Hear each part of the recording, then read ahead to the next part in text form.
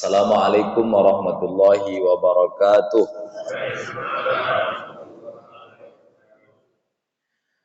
Alhamdulillah, alhamdulillahi ala ihsani wa syukru lahu ala taufiqi wa amtinani. Asyhadu an la ilaha illallah wahdahu la syarika la ta'ziman li sya'ni. Wa asyhadu anna Muhammadan abduhu wa rasuluhu ad-da'i ila ridwani. Sallallahu alaihi wa ala alihi wa ashabihi wa ikhwanihi wa sallama tasliman katsira. Rabbi shrah li sadri wa yassir li amri wahlul 'uqdatam min lisani yafqahu qawli. Allahumma yassir wa la tu'assir ya Rabbi tammim bi khair, amma ba'du. Segenap pengurus Masjid Paripurna Darul Aman, Pak Ketua beserta seluruh jajaran, panitia Ramadan, imam besar, para alim ulama, cerdik pandai, tokoh masyarakat, Bapak Ibu, Ayah Bunda, Bang Kakak, serta adik-adik sekalian yang saya hormati, yang saya takzimi, dan insya Allah dimuliakan Allah Subhanahu wa Ta'ala. Dari tempat yang baik, masjid, di bulan yang baik, Ramadan, di majlis terbaik, majlis ilmu, kita awali pula dengan kalimat yang baik, dengan ucapan Alhamdulillahirabbil alamin.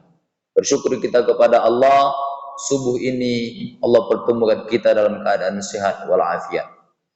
16 hari Ramadan berlalu, maka subuh ini mengantarkan kita memasuki 17 Ramadan 1446 Hijriah. Kita berharap dan berdoa kepada Allah Subhanahu wa Ta'ala segala amaliyah Ramadan kita, mulai dari siyam, qiyam, bacaan Quran, infak dan sedekah, zikir, dan segala amaliyah kita selama Ramadan mudah-mudahan diterima di sisi Allah Subhanahu wa Ta'ala. Berselawat kita kepada Nabi sallallahu alaihi wasallam. Allahumma salli ala Muhammad wa ala ali Muhammad.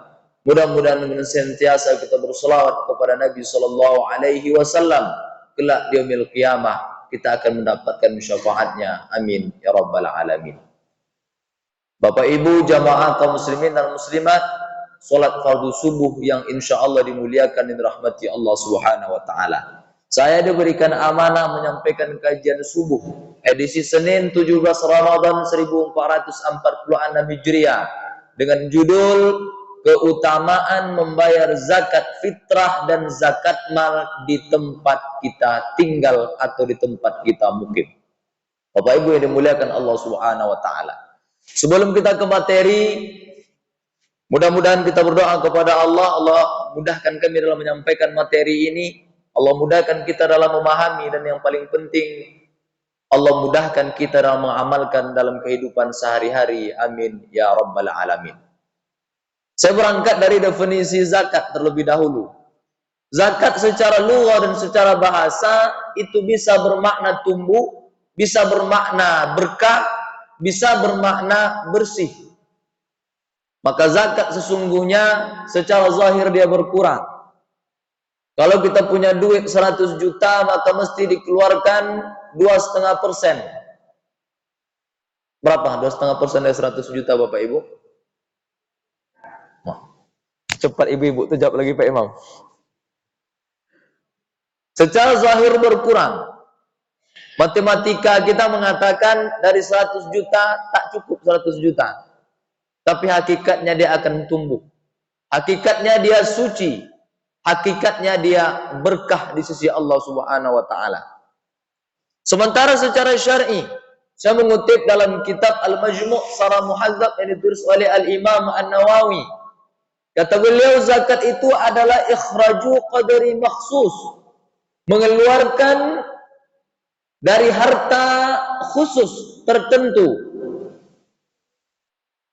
min malin makhsus limustahiqqi bi syurutil makhsus, hartanya tertentu dikeluarkan di waktu tertentu dan diberikan kepada orang tertentu. Jadi zakat itu hartanya tertentu, waktu mengeluarkannya tertentu, dan diberikan kepada orang yang tertentu. Secara umum zakat kita bagi kepada dua. Yang pertama ada disebut dengan zakat fitrah, yang kedua disebut dengan zakat mal. Perbedaan yang paling mendasar, zakat fitrah itu hanya pada bulan suci Ramadan. Sementara zakat mal bisa jadi di dalam Ramadan, bisa jadi di luar Ramadan. Zakat fitrah bermakna zakat individu, nyawa. Setiap nyawa mesti membayar zakat fitrah. Maka di antara syarat wajib untuk membayar zakat fitrah itu adalah adanya kehidupan di saat wajib zakat fitrah. Nanti akan kita jelaskan. Sementara zakat mal tidak. Bisa jadi di dalam Ramadan, bisa jadi di luar Ramadan. Kalau sudah sampai haulnya, waktunya 1 tahun, sampai nisabnya, hitungannya, maka mesti dikeluarkan. Kalau kita mulainya per Januari, maka nanti dikeluarkan mesti Januari. Kalau kita mulainya nanti di 1 Muharram, mesti dikeluarkan di 1 Muharram. Tapi biasanya di Ramadan ini orang bayarnya satu paket. Bayar zakat fitrah plus bayar zakat mal. Bapak Ibu yang dimuliakan Allah Subhanahu wa taala. Maka oleh sebab itu, zakat fitrah itu memiliki syarat wajib. Yang pertama syarat wajib zakat fitrah itu adalah mesti dia Islam. Maka orang tak Islam tak mesti bayar zakat. Mesti dia Islam. Maka kalau ada orang non-muslim bayar zakat, tidak bisa. Beda dengan infak. Maka kalau orang-orang di lembaga ambil zakat, itu posnya berbeda. Ada zakat, ada infak dan sedekah. Biasanya kalau Basnas, lembaga ambil zakat ingin membantu masyarakat, lalu nanti itu akan digunakan menjadi fasum, fasilitas umum, itu biasanya tidak mengambil pos zakat. Karena khawatir nanti, kalau nanti diambil pos zakat, bisa jadi nanti yang menikmati itu tak masuk ke 8 asnaf. Contoh, bangun jembatan, bangun jalan. Ini kan susah sekali kita mendeteksi yang memakai ini orang Islam atau tak Islam. Maka biasanya posnya pos infak. Makanya kalau infak orang non-muslim, ini boleh. Maka bagi pengurus masjid, kemudian pengurus yayasan keislaman, kalau ada orang non-muslim ingin berinfak, terima. Jangan sampai tak diterima. Tapi kalau zakat tak bisa. Kalau dia mau zakat, mesti dia buka kuncinya dulu. Mesti bersyahadat dulu dia. Mesti Islam. Yang kedua, dia mesti mampu. Islam memberikan standarisasi kemampuan itu. Karena banyak orang kalau sudah perkara duit keluar dikatakannya tak mampu. Kalau nak menengok macam mana kayanya orang itu, tengoklah ketika hadir waktu walimatul urus, pesta. Itu semua emas dipakai, baju terbaik dipakai. Semua dipakai macam betul-betul orang kaya. Walaupun dia tak kaya-kaya betul. Tapi kalau nak menengok ketidakkemampuan orang, ketika ada pendataan untuk menerima bantuan, di situ kita baru tahu, oh ini macam nampaknya mampu selama ini. Rupanya tak mampu. Karena dia ikut mengisi formulir. Lalu standarisasi mampu itu apa? Ketika di malam Idul Fitri, di 1 Syawal, cukup untuk makan kebutuhan sehari-hari masih berlebih, baru dikeluarkan zakat fitrah. Kalau di rumah kita sekali masak misalnya 0,5 kilo, berarti malam takbir, di subuh pagi 1 Syawal, siang dan malam 4 dikali 5, 2 kilo. Kalau berlebih 2 kilo ini di rumah di 1 Syawal itu, maka mesti dikeluarkan zakat fitrah. Kalau memang tak ada, ya tak ada masalah. Nah syaratnya mampu. Islam mampu. Yang ketiga adalah mesti ada kehidupan di saat kewajiban zakat fitrah itu. Maka berzakat fitrah itu ada waktu sunnah, ada waktu makruh, ada waktu haram, ada waktu wajib. Waktu wajib itu ketika tenggelam matahari di penghujung Ramadan sampai khatib naik mimbar. Kalau maghrib tempat kita masuk jam 6.30, 18.30, khatib besok khutbah jam 7.30. Berarti ada berapa jam itu, Pak? Ada berapa jam, Pak? Ini kalau tidak sarapan pagi ini begitu nih, Pak. Ada berapa jam? 13 jam. 13 jam inilah waktu wajib bayar zakat fitrah. Ketika ada kehidupan di rentang waktu 13 jam ini, maka wajib mengeluarkan zakat fitrah. Jadi kalau ibu yang sedang hamil, ya, kalau tak mau mengeluarkan zakat fitrah, ibu sudah hamil 9 bulan 9 hari. Jadi kalau anak dalam kandungan itu tak mau kita keluarkan zakat, bisikkan dia, jangan lahir di 13 jam itu.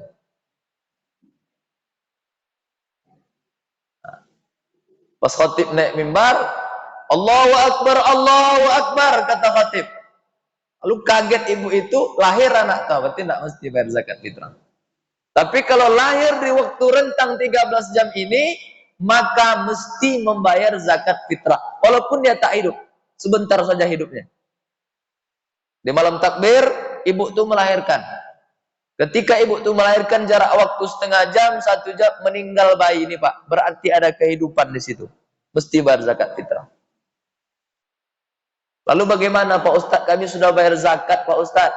Di hari ke-15 karena kami sudah mau balik kampung, kami bayar zakat fitrah.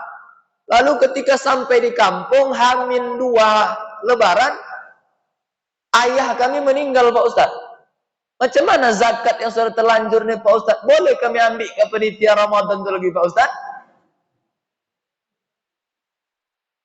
Tak usah diambil. Insya Allah jadi amal. Tapi andai seseorang meninggal sebelum waktu maghrib di penghujung Ramadan, secara hukum fikih dia tak mesti bayar zakat fitrah. Karena tidak ada kehidupan itu Bapak Ibu dimuliakan Allah Subhanahu wa taala. Nah, ini mesti kita pahami dan hanya mengulang-ulang saja, mana tahu kita lupa. Karena banyak juga jamaah yang bertanya, Pak Ustadz, kami ada ayah yang di akhir Ramadan meninggal dunia. Lalu apakah kami mesti bayar zakat fitrahnya atau tidak? Nah, ini sudah terjawab. Bapak Ibu yang dimuliakan Allah Subhanahu wa taala. Saya sudah dibisikkan Pak Imam tadi tidak lebih dari 30 menit. Maka oleh sebab itu, itulah perbedaan yang sangat-sangat mendasar antara zakat fitrah dan zakat mal. Maka pertanyaannya yang terkait dengan materi kita pada hari ini, ada orang yang mencari duitnya di Darul Amal sini, di kompleks sini, usahanya di Pekanbaru, tapi zakatnya di kampung. Bagaimana hukumnya nih Pak Ustadz? Maka secara umum saya bisa katakan hukumnya boleh dengan syarat ketentuan yang akan kita sampaikan ini. Bapak Ibu yang dimuliakan Allah Subhanahu wa taala. Hampir beberapa imam di antaranya Imam Hanafi, Imam Maliki, Imam Syafi'i dan Imam Hambali, walaupun tak sampai levelnya mengharamkan, tapi sampai levelnya kepada makruh. Jadi kalau dalam hukum taklifi itu adanya namanya wajib, ada namanya sunnah, ada namanya haram, ada namanya makruh.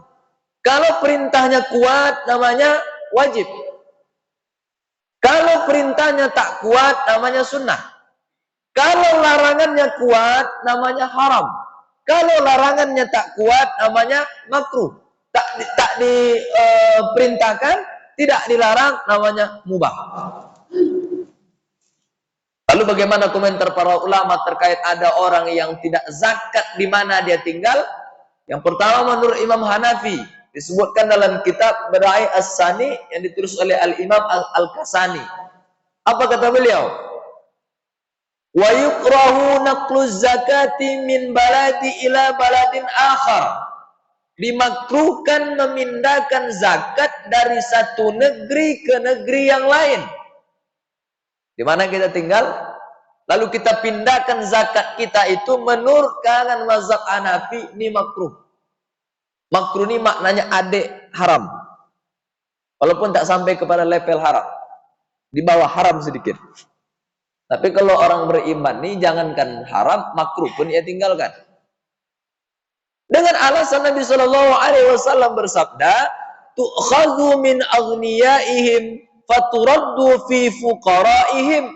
Ambillah dari orang-orang kaya dan berikan kepada fakir dan miskin di tempat mereka berada. Karena kita sering berinteraksi, bersentuhan ya dengan orang-orang sekitar kita. Maka kalau bisa saya menghimbau kepada jamaah Darul Aman, jangan sampai kita zakatnya tidak di Darul Aman ini. Bolehkah kami langsung zakat fitrah, zakat mal kepada orang yang kami anggap berhak menerima, Pak Ustadz? Hukum asalnya boleh, Pak. Hukum asalnya boleh.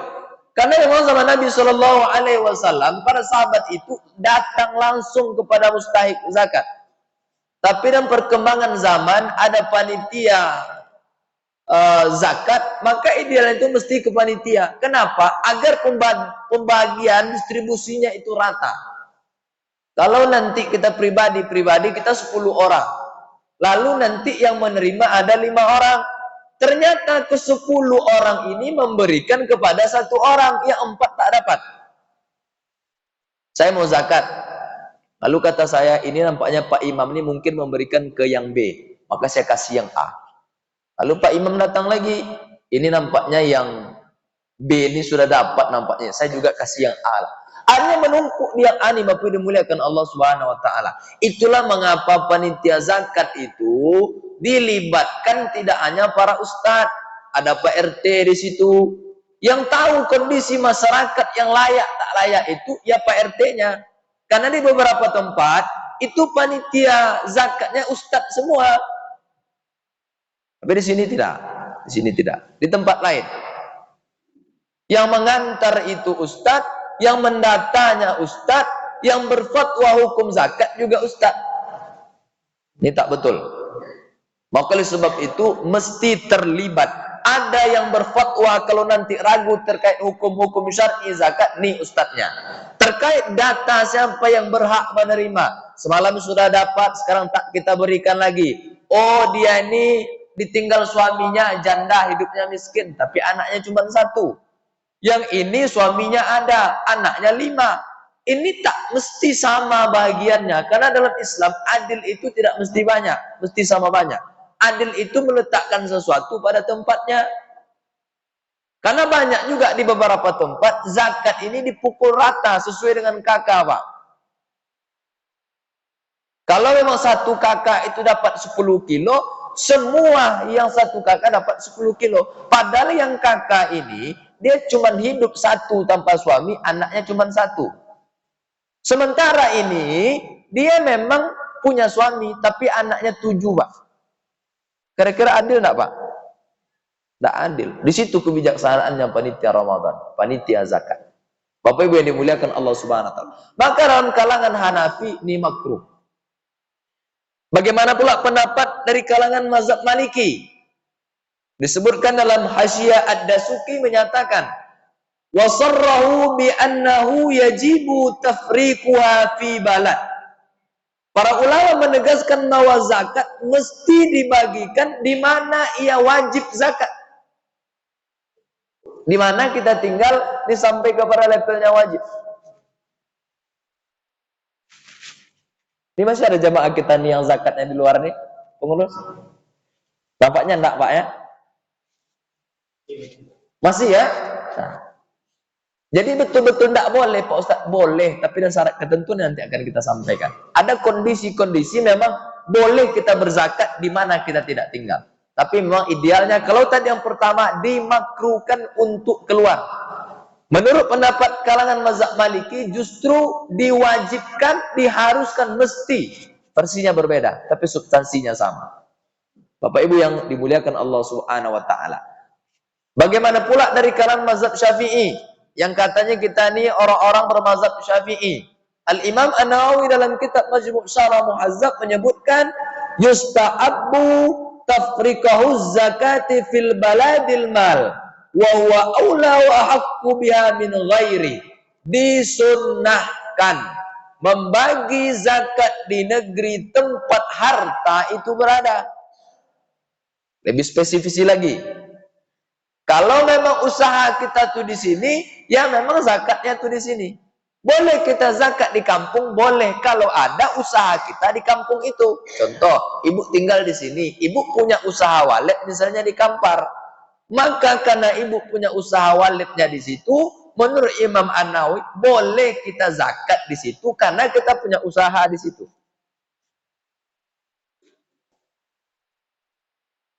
Karena itu lebih utama dan lebih berhak menurut Imam Nawawi.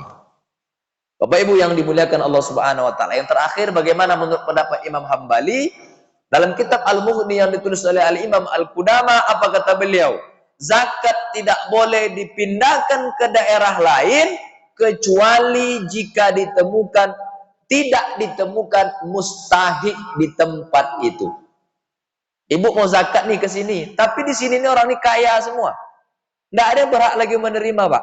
Kembali pada zaman Umar bin Abdul Aziz. Dari San'a sampai ke Darul Baydha, yang hari ini menjadi 7 negara, tak ada yang berhak menerima lagi. Orang kaya semuanya. Ketika kita antar, kita data, oh saya tak berhak lagi menerima. Saya ini kaya, gaya saja, yang masih macam orang miskin. Kata dia, contoh. Tak ada yang berhak menerima lagi.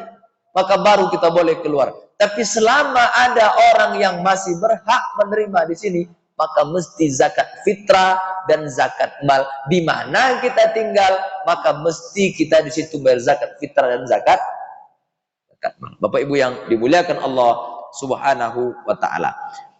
Lalu bagaimana ketika kita ingin juga untuk berzakat fitrah dan zakat mal di luar di tempat kita tinggal?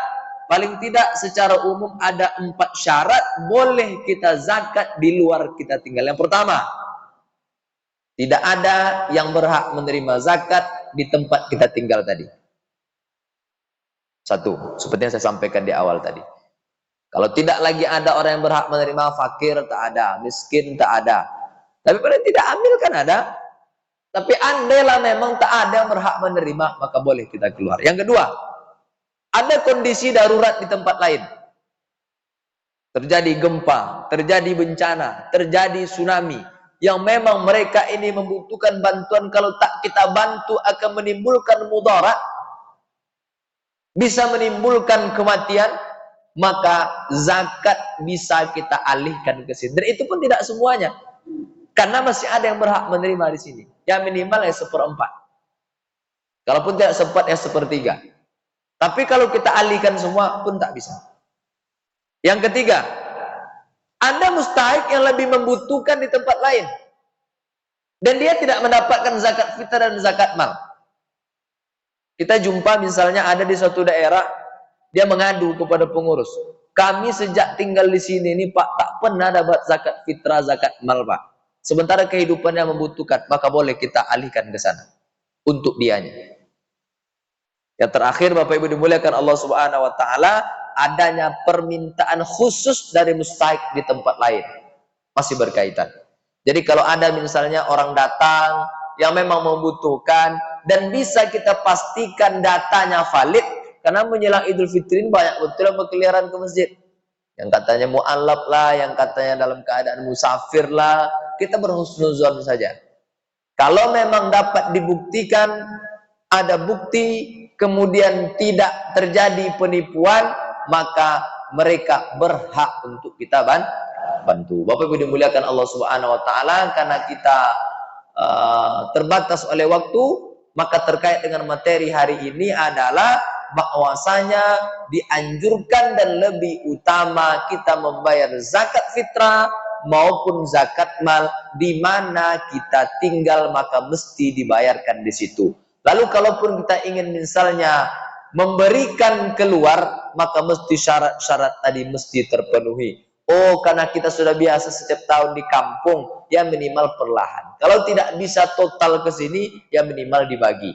Kalau kita misal punya anak 5, 4, 6 suami istri, ya paling tidak 4 di Darul Aman, ya kalaupun mau ke kampung 1 atau 2. Tapi lagi-lagi diutamakan di mana tempat kita tinggal. Bapak Ibu dimuliakan Allah Subhanahu wa taala, mudah-mudahan kajian subuh ini bermanfaat baik bagi kami yang menyampaikan dan Bapak Ibu yang mendengarkan. Mudah-mudahan Allah bimbing kita untuk bisa mengamalkan dalam kehidupan sehari-hari. Amin ya rabbal alamin. Selama penyampaian ini banyak bahasa cakap yang mungkin tidak sesuai pada tempatnya. Kepada Allah kami memohon ampun dan kepada Bapak Ibu jamaah kami meminta maaf. Selamat menjalankan ibadah puasa Ramadan. Mudah-mudahan Allah berikan kesehatan lahir dan batin sampai di penghujung Ramadan. Bisa memaksimalkan selama Ramadan dan keluar Ramadan mendapatkan sertifikat takwa. dari Allah Subhanahu wa taala. Subhanakallah bihamdika asyhadu an la ilaha anta nastaghfiruka wa natubu ilaik. Nasrun minallahi fatun qarib wa basyirul mu'minin. Assalamualaikum warahmatullahi wabarakatuh.